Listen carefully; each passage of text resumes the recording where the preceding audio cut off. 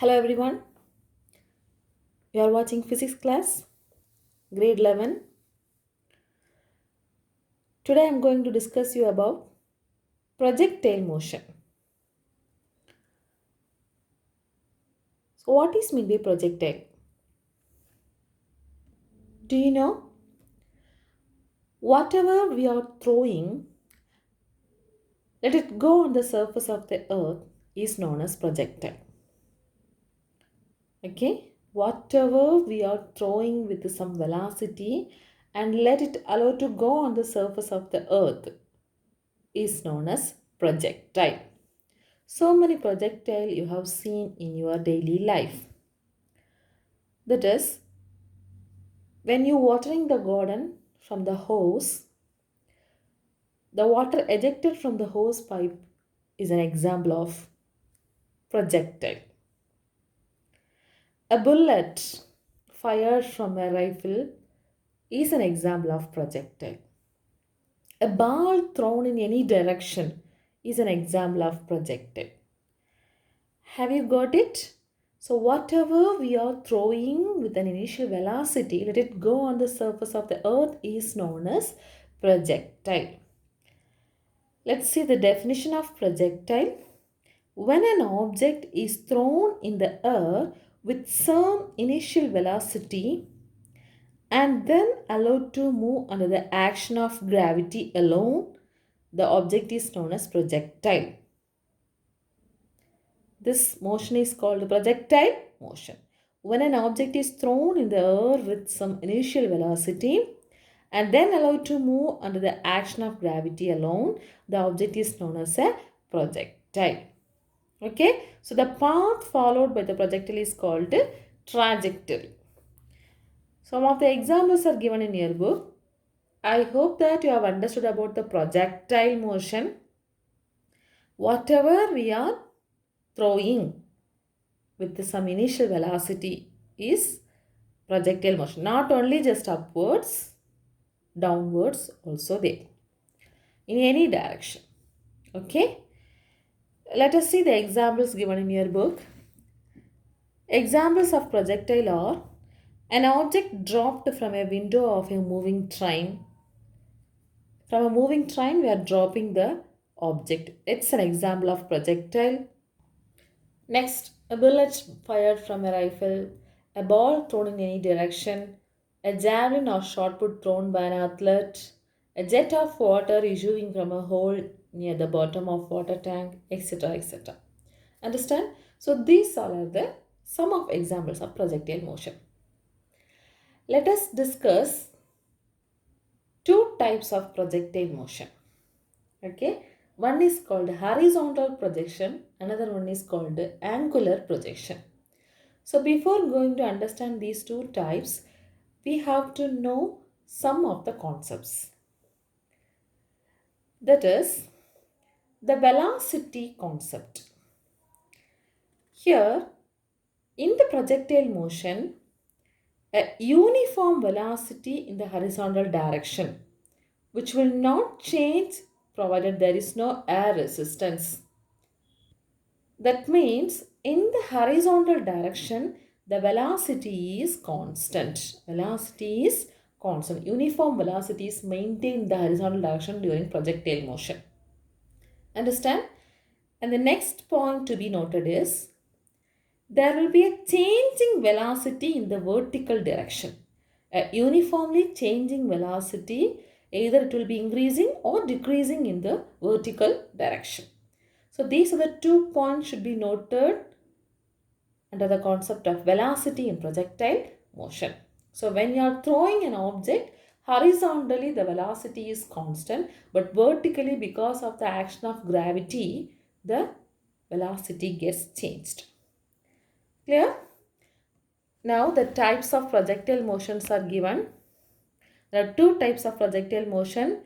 Projectile given an initial velocity in the horizontal direction, that is called horizontal projection.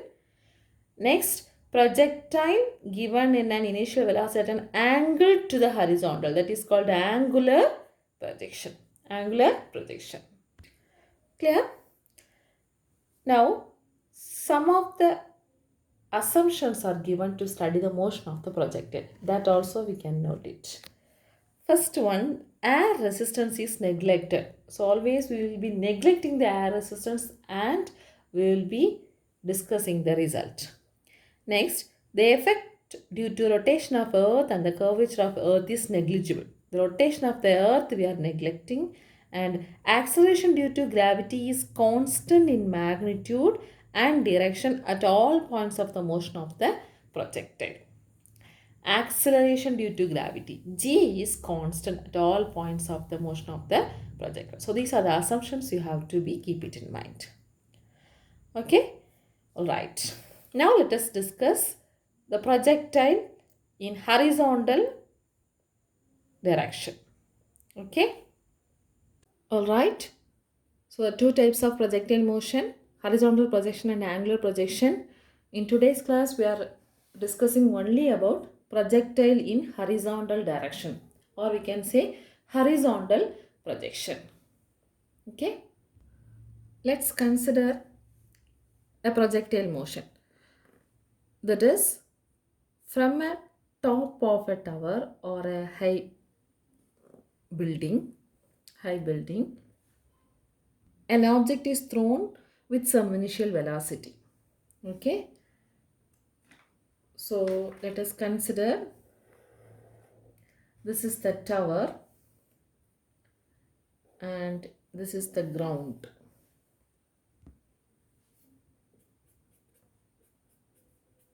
That is earth's surface. Okay, let us consider this height is h.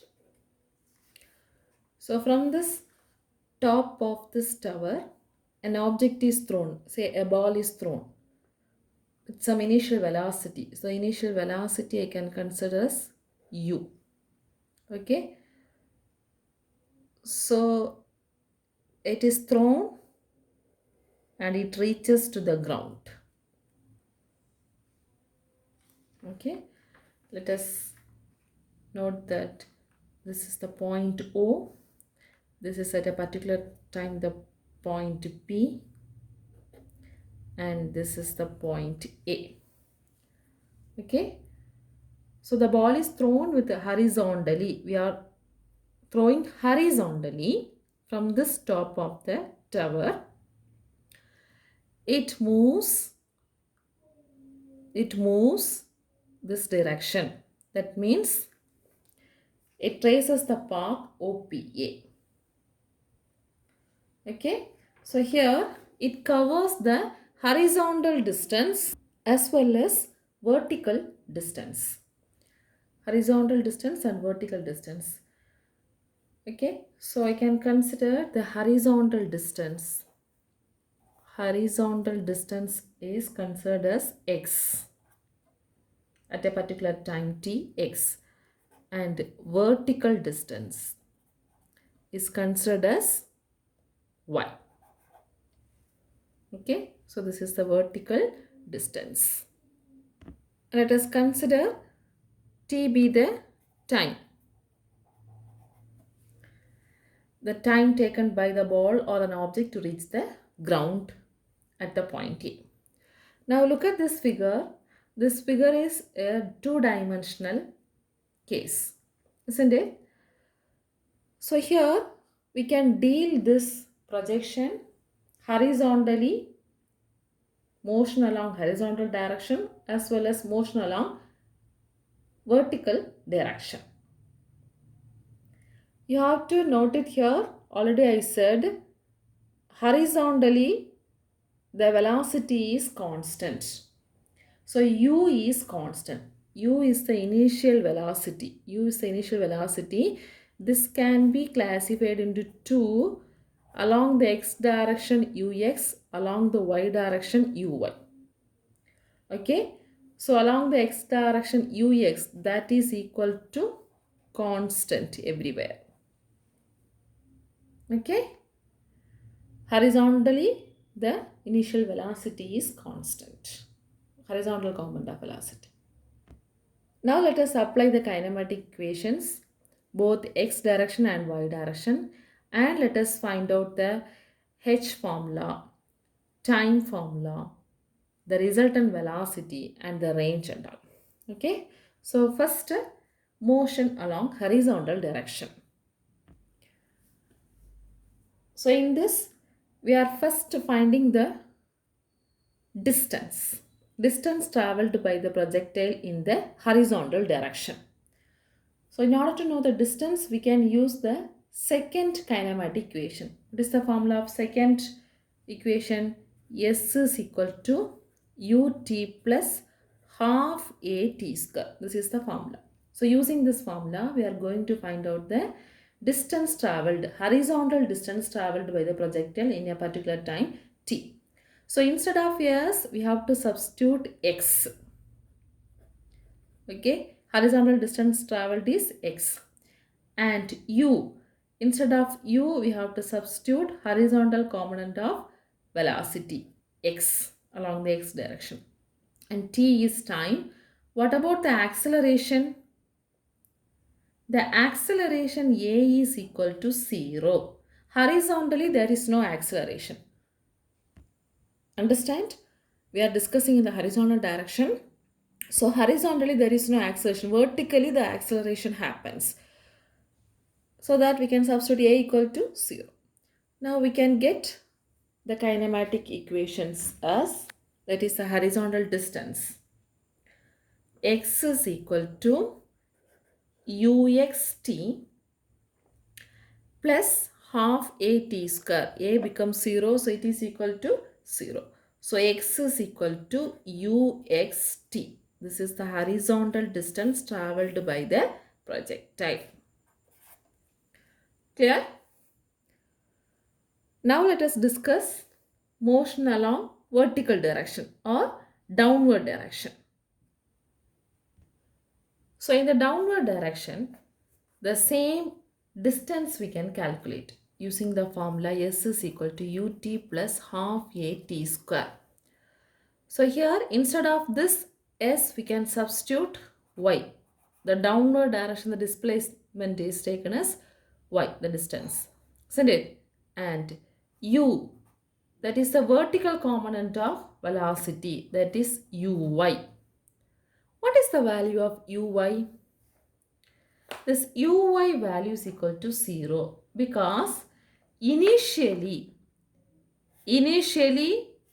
the velocity is 0. We are throwing an object from here. It has the horizontal velocity that is always constant, and with the velocity it undergoes the action of gravity, then it reaches the ground, isn't it? So at this point, the vertical component of velocity is 0.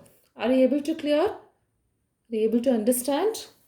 So initial velocity in the downward direction is equal to 0.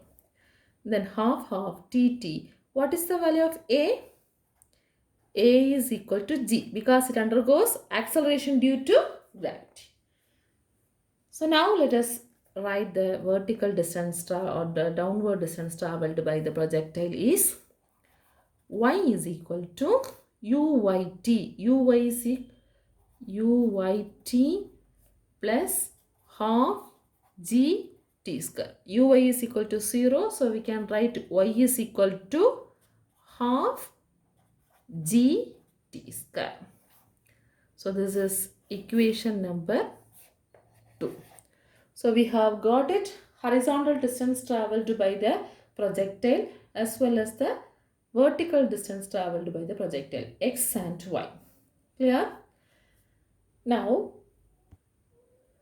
we are discussing about the path of the projectile.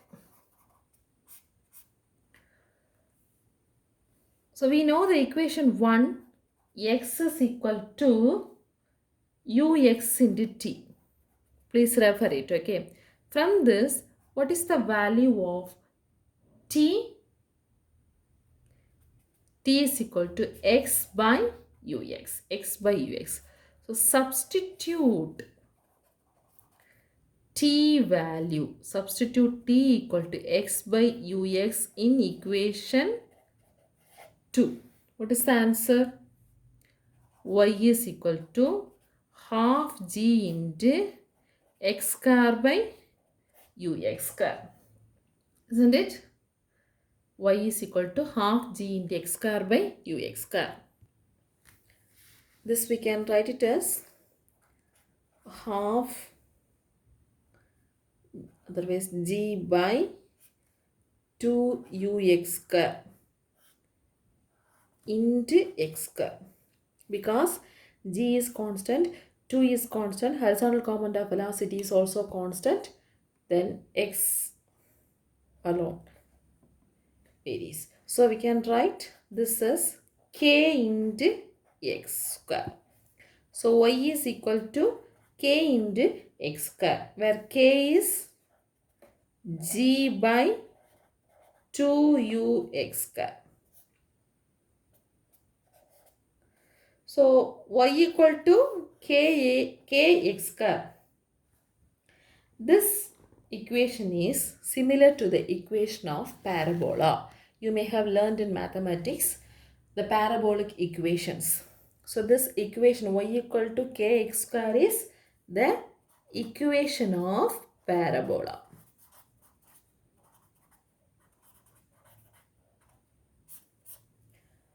So what is the path of the projectile? The path followed by the projectile is a parabola. That is the curve OPA. So this is the path followed by the projectile. So this curved path is a parabolic path. Clear? So first we have discussed about the motion along horizontal direction and the motion along vertical direction or downward direction. In that we have found first the horizontal distance, next the downward direction, vertical distance. Afterwards we have concluded that the path of the projectile is similar to the equation of parabola. So path followed by the projectile is parabola. Now let's find the other components such as time, range, velocity and all. Okay. Time of flight. That is the time. So what is time of flight? The time taken by the projectile to complete its trajectory, or the time taken by the projectile to hit the ground, is called time of flight. Simply time. What is time of flight? The time taken for the projectile to complete its trajectory, or the time taken by the projectile to hit the ground, is called time of flight. So here we can consider the time of flight is t. Okay, t is the time of flight. Now we can find out this time of flight using the second equation. The second equation, we know that kinematic equation S is equal to ut plus half a t square. In that it is a parabolic path, so we have to consider the downward direction. So the vertical direction, the displacement we will consider as y, or else we can write sy. Okay, then vertical, the component of velocity is uy, that is equal to 0, and the acceleration is taken as g. So what is the formula? Y is equal to half g t square. Instead of small t, we are substituting here as capital T. So this y we can replace by height of the tower, h. That is the vertical distance. Am I right? Look at this picture. In this picture, this is the height. So this is the downward direction. Am I right? Downward direction. So we can say this is y, or y equal to h. So that h is equal to half g t square. From this, t is equal to 2h by g. So t is equal to root of 2h by g. Understand? So here the time of flight depends on the height of the tower. and it is independent of the velocity. Is there any velocity term? No. So it is independent of the velocity, but it depends on the height of the tower. T is equal to 2h by g. So listen, since t equal to root of 2h by g, if one ball is vertically dropped or projected or horizontally projected with the same velocity, both the balls will reach the bottom with the same time. Why? Because the time t depends upon height of the tower, not the direction, horizontal velocity. Isn't it? Only root of 2h by g. So if one ball's vertically and another ball is projected horizontally with the some velocity, whatever may be the velocity, both the balls will reach the bottom at the same time. Very clear? So this is the conclusion for that time of flight expression. Vertical distance traveled covered by the two particles is same in equal intervals. I think you have understood. You can follow my class. So we have got it, a time of flight expression t value, isn't it? This we can consider as equation number 4. Here we are getting y equal to kx square. This is equation number 3 and this is equation number 4. Now let's find the next one, horizontal range. Horizontal range.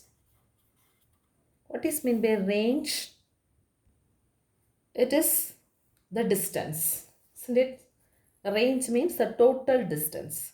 So horizontal range means it is the horizontal distance covered by the projectile from the foot of the tower to the point where the projectile hits the ground.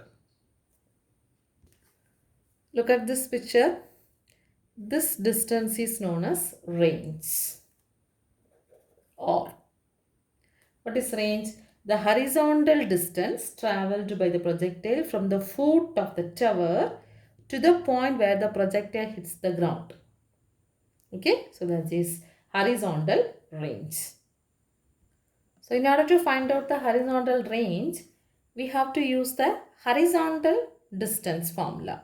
That is S is equal to ut plus half at square is the kinematic equation. So along the x direction, horizontal direction means we will be using Sx, isn't it? X, we will be using the x direction. So anyway, I am just writing here Sx and uxt, and horizontal direction acceleration value becomes 0. There is no acceleration. Are you able to understand? So instead of this Sx, we can substitute as R because we are going to find out the horizontal range. So horizontal distance traveled by the projectile is considered as range R. So Sx is equal to R and u equal to ux, then a equal to 0, and t we can consider as time of flight because the total projectile we are considering. So the time t we can replace with the capital T. So substitute these values in this equation.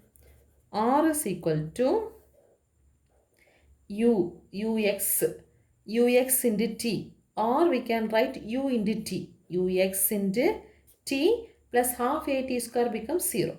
So ux we can simply write it as u into t because horizontal component of velocity is always constant, isn't it? Vertically the initial velocity becomes 0, so we can write r equal to u into t. So this is equation number 5. If you want, we can substitute the t value from the previous expression. Previously, we got t equal to root of 2h by g. So when we substitute, we will be getting r equal to u into root of 2h by g. This is equation number 6. From this equation, we can understand that the range is directly proportional to the initial velocity u and inversely proportional to the acceleration due to gravity. Okay, the range is directly proportional to the initial velocity u. Height is constant, height of the tower, isn't it? And g is inversely, r is inversely proportional to the acceleration due to gravity g. Clear? Alright. We have got the expression of time of flight, horizontal range, isn't it? Now two more expression we are going to find out. Next one is resultant velocity. Already I said the velocity has the components along x direction as well as the y direction. So if there are two direction vectors there, we have to find out the resultant, isn't it? So resultant velocity, that is velocity of projectile at any time. So same projectile we are considering. So this is the point O, the top of the tower. An object is thrown with some initial velocity, it reaches the ground here.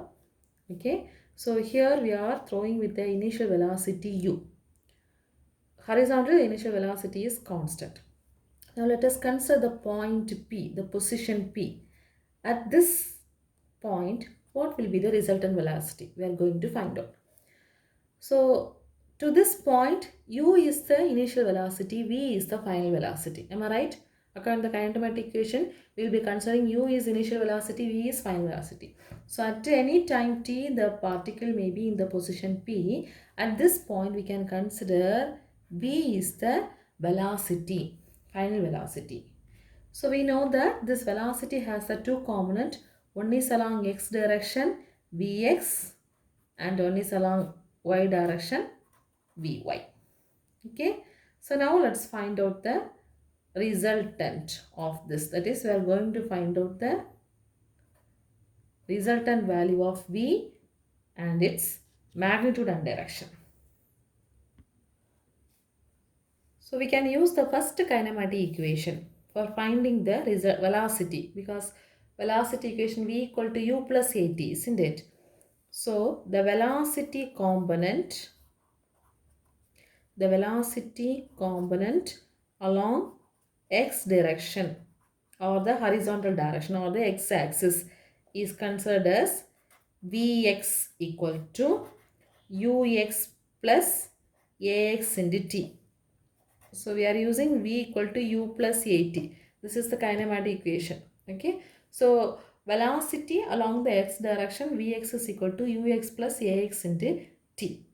Here we know that ux is constant, so we can consider ux is equal to u, and ax, horizontal direction, ax value is equal to 0. So what is the value of vx? Vx is equal to u. This we can consider equation number 6 or 7. Already we have got it 6, so equation number 7. Okay.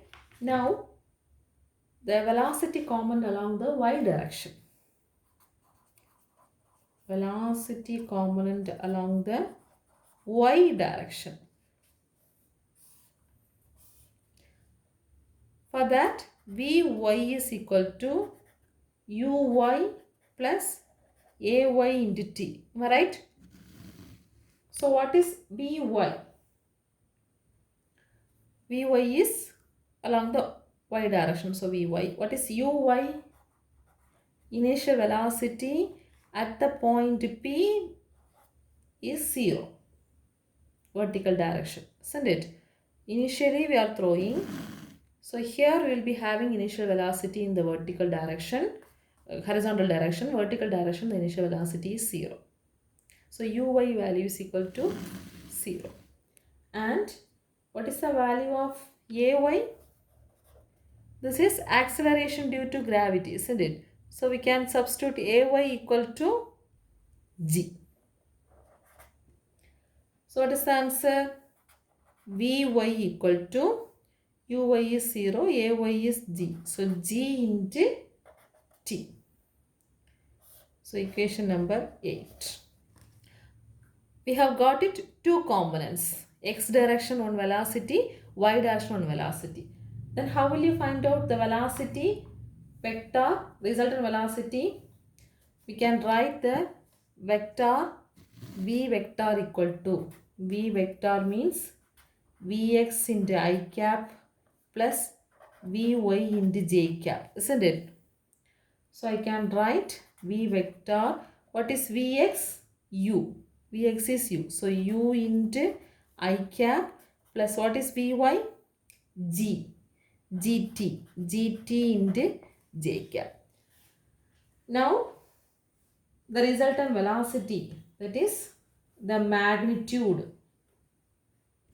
we will be calculating by using the vector format. How will you calculate? So if this is a vector V and it has the components along x direction Vx and y direction Vy. So the resultant vector is V. This V can be written as root of Vx square plus Vy square. Am I right?